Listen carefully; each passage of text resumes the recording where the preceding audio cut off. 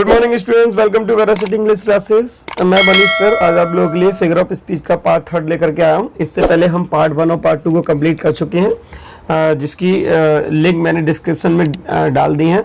तो पार्ट 1 और पार्ट 2 को अगर आपने नहीं देखा है तो आप लोग डिस्क्रिप्शन में जाकर के पार्ट 1 और पार्ट 2 को देख सकते हैं। ठीक है, तो आज हम लोग पार्ट 3 की बात करने जा रहे हैं, जिसमें हम बाकी के अपने बच्चे हुए फिगर ऑफ स्पीच को कंप्लीट करेंगे। तो सबसे पहले आज हम बात करते हैं हाइपरबले। हाइपरबले क्या मतलब होता है? अतिशयोक्ति। तो इसमें अतिशयोक्ति में होता क्या है? Hyperbole is a figure of speech, मतलब ये ऐसी फिगर ऑफ स्पीच होती है। ठीक है, hyperbole is a figure of speech. Hyperbole is a figure of speech यानी कि ये ऐसी फिगर ऑफ स्पीच होती है जिसमें चीज़ों को, थिंग्स, जो चीज़ें हैं उनको दिखाया जाता है, शोन किया जाता है एज ग्रेटर, या तो बड़ा ज़्यादा करके, या ज़्यादा छोटा, या ज़्यादा बेटर, या ज़्यादा वर्स करके, देन दे आर रियली, यानी कि जैसी उनकी स्थिति है उससे ज़्यादा दिखाया जाता है या उससे कम दिखाया जाता है। तो उसकी रियलिटी को, मतलब उसकी नेचुरल जो थिंग है उसे नहीं दिखाया जाता। यानी कि कहने का मतलब ये है कि इसमें चीज़ों को बड़ा चढ़ा करके या बहुत कम करके दिखाया जाता है। ठीक है, तो एग्जाम्पल के थ्रू हम लोग देखेंगे यहाँ पर।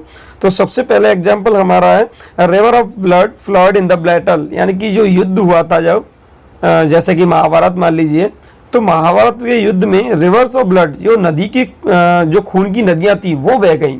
तो ऐसा कुछ हो सकता है, मतलब ऐसा कोई पॉसिबल नहीं है कि खून की नदियाँ बह गई। मतलब यहाँ पर क्या होता है कि चीज़ को बताया जाए कि वहाँ पर बहुत ज़्यादा मतलब लोगों को मारा गया, बट इसका मतलब ये नहीं है कि वहाँ पर खून की नदियाँ बह गई। तो यहाँ पर क्या होता है कि यहाँ चीज़ों को थोड़ा सा ज़्यादा ही बड़ा चढ़ा करके जो है दिखा दिया जाता है।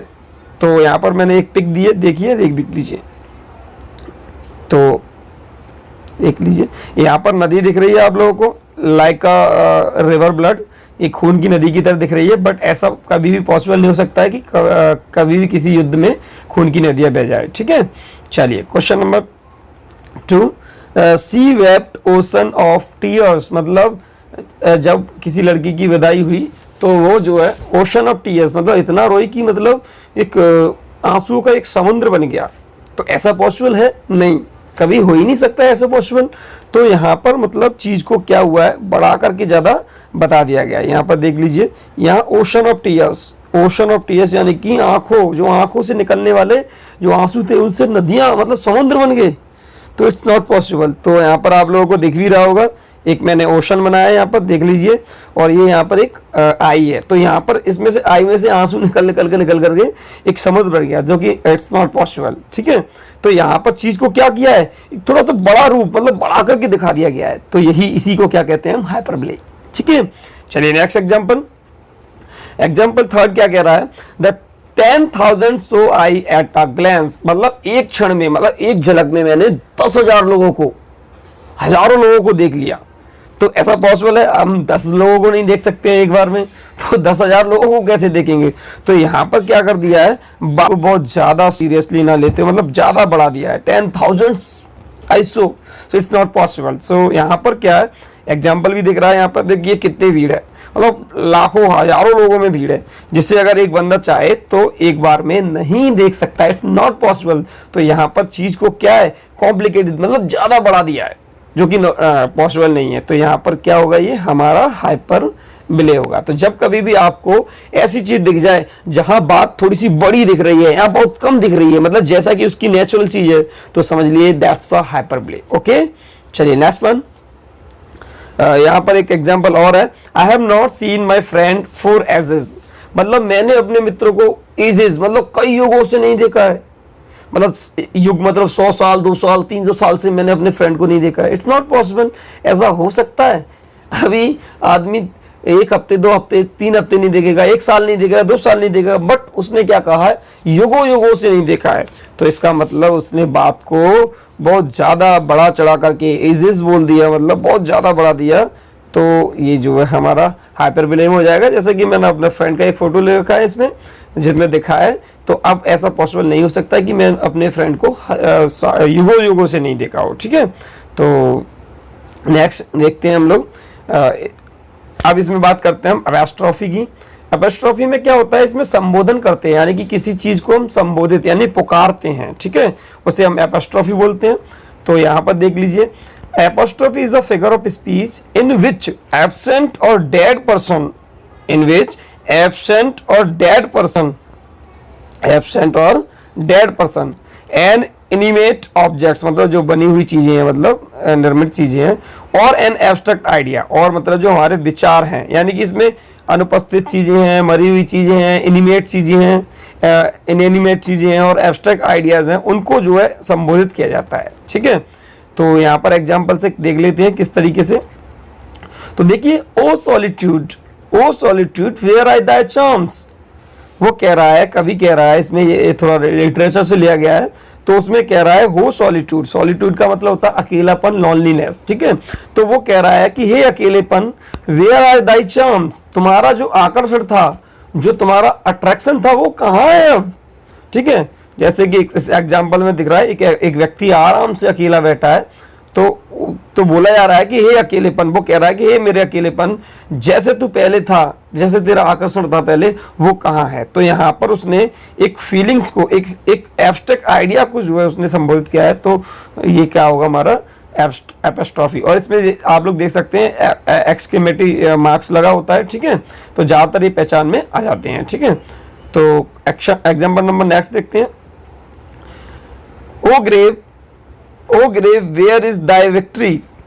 अब इसमें क्या कहा है उसने, एक कब्र को जो है, यहाँ पर एक कब्र दिखाई दे रही है आप लोगों को, तो ये कब्र जो है एक डेड चीज है, तो उसमें क्या कहा है उसने कि हो कब्र, मतलब हे ग्रेव, क्या कहा है, हे ग्रेव, देख लीजिए एक मिनट, तो हे grave where is thy victory, तुम्हारी जीत कहाँ है, तुम तो यार डली हुई हो, मतलब पड़ी हुई हो, मरी बेजान मरी हुई हो, तुम तो जीत का दावा करती थी, तो तुम्हारी जीत कहाँ है, ओ ग्रेव। तो ग्रेव को जो उसने संबोधित करते हुए कहा है। तो यहाँ पर जब मैंने बताया कि किसी चीज को संबोधन कर रहे हैं, मतलब किसी निर्जीव चीज को, मरी हुई चीज को, हाँ, तो वहां पर क्या होता है हमारा एक्सिमोरॉन, वो सॉरी एपोस्ट्रॉफी। ठीक है, नेक्स्ट देख लेते हैं। ओ अर्थ, ए पृथ्वी, What change have thou seen? तुमने क्या परिवर्तन दिखाया है, तूने क्या परिवर्तन दिखाया है अपने, मतलब इस ब्रह्मांड में। तो यहाँ पर पृथ्वी को जो अर्थ है उसे जो है संबोधित करते उसने कहा है कि तुम्हारे अंदर क्या परिवर्तन आया है, तुमने क्या परिवर्तन हमको दिखाया है। ठीक है, यहाँ पर एक दिख रहा है वो आप लोग को अर्थ जो है। ठीक है, तो अर्थ को उसने बोला है कि ये अर्थ तुमने क्या परिवर्तन दिखाया। तो यहाँ पर अर्थ को उसने जो है क्या किया है, संबोधित किया है, यानी कि एपोस्ट्रोफ किया है। ठीक है, नेक्स्ट एग्जाम्पल, ओ वर्ल्ड, ओ लाइफ, ओ टाइम, मतलब एक कवि है वो कह रहा है कि हे संसार, हे जीवन, हे मेरे समय, on whose last step I claim, मैं मतलब जो है किसके जो है अंतिम द्वार पर या अंतिम स्टेप पर खड़ा हुआ हूँ। मतलब संसार से पूछ रहा है, जीवन से पूछ रहा है, या टाइम से पूछ रहा है कि मतलब आप लोगों में से मैं किसके जो है अंतिम क्षण पर जो है खड़ा हुआ हूँ। ठीक है, तो यहाँ पर मैंने आप लोगों को इन दोनों जो है वर्ड्स को जो है डेफिनेशंस को क्लियर कर दिया है। इसमें मैंने आप लोगों को एपोस्ट्रॉफी और हाइपरबोले को जो है समझा दिया है। ठीक है, यहाँ पर मैंने आप लोगों के लिए कुछ का प्रीवियस ईयर क्वेश्चंस दे रखे हैं, तो आप लोग उनको अटेम्प्ट कर सकते हैं। तो देखिए, सबसे पहले a few previous year questions। तो यहाँ पर a lie has no leg, मतलब a lie मतलब झूठ होता है और झूठ के पैर नहीं होते हैं। अब मैंने बताया था कि आप लोग समझ सकते हैं कि इसमें क्या हो सकता है, तो चले आप लोग देख सकते हैं। तो इसका सही आंसर है पर्सोनिफिकेशन। क्यों? क्योंकि वो कह रहा है झूठ के पैर नहीं होते हैं। अब पैर किसके होते हैं? किसी व्यक्ति के। बट यहाँ किसके पैर बोल रहा है? वो झूठ के। झूठ क्या है? एक भाव है, फीलिंग्स है। तो किसी चीज़ या वस्तु वगैरह, फीलिंग्स वगैरह, इनकी चीज़ों को वो सजीव बना देता है, तब वो हमारा क्या हो जाता है? पर्सोनिफिकेशन। ठीक है, क्वेश्चन नंबर 2 देख लेते हैं। O Julius Caesar thou art mighty yet, मतलब वो जो जीलियस सीजर है, हमारे पोइट हैं, उनसे कह रहा है कि दाउ आर माइटी येट, तुम मतलब अभी तक जो है एक शक्तिशाली हो। तो यहाँ पर क्या कर रहा है? सभी को दिख रहा है, संबोधित कर रहा है। तो इसका सही आंसर क्या हो गया? इसका सही हो गया हमारा सही इसका है एपोस्ट्रॉफी। क्या है इसका सही आंसर? एपोस्ट्रॉफी। ठीक है, इसका सही आंसर है एपोस्ट्रॉफी। ठीक है, क्वेश्चन नंबर 3 देख लेते हैं। 3 में क्या कह रहा है? लाइफ इज बिटर स्वीट, जो जीवन है वो बिटर स्वीट है। बिटर स्वीट मतलब बिटर, जीवन जो है कड़वी और स्वीट मीठी है। मतलब दो जो अपोजिट क्वालिटीज हैं वो एक साथ उसने लगा दिया। जब दो एक साथ अपोजिट क्वालिटीज लगती हैं तो क्या होता है? वो हमारा ऑक्सीमोरन। क्या होता है? ऑक्सीमोरन। ठीक है। क्वेश्चन नंबर 4 देख सकते हैं आप लोग। Life is but a walking shadow. Life is but a walking shadow मतलब जीवन कुछ नहीं है बल्कि क्या है? एक वॉकिंग शैडो, मतलब चलती फिरती हुई छाया है। ठीक है। तो यहाँ पर आप लोग समझ गए होंगे जीवन ने क्या बना दिया है? चलती फिरती हुई छाया। जब किसी चीज को मान लेता है तो वो क्या हो जाता है? हमारा मेटाफोर। ओके गाइस, चलिए question number 5th and last question. And having nothing, and having nothing, have रखना, होना, और नथिंग कुछ नहीं, ही एट ऑल मतलब ना कुछ होते हुए उसके पास सब कुछ है। तो यहाँ पर कुछ नहीं भी बता रहा और सब कुछ भी बता रहा, तो having nothing he at all. तो इसमें क्या हो गया हमारा? ये हमारा जो है हमारा क्या हो गया? ऑक्सीमोरन हो गया। क्या हो गया? ये हमारा ऑक्सीमोरन। एक बार देख सकते हैं आप लोग। तो ये क्या हो गया? हमारा ऑक्सीमोरन हो गया। ऑक्सीमोरन में मतलब दो अलग अलग क्वालिटी, दो अपोजिट वर्ड को रखा जाता है तो वो ऑक्सीमोरन होता है। ठीक है। तो इसी के साथ ये वीडियो जो है समाप्त होती है। और इसमें जो है मैंने आप लोगों को ऑक्सीमोरन और हाइपरबोले मतलब बता दिया है।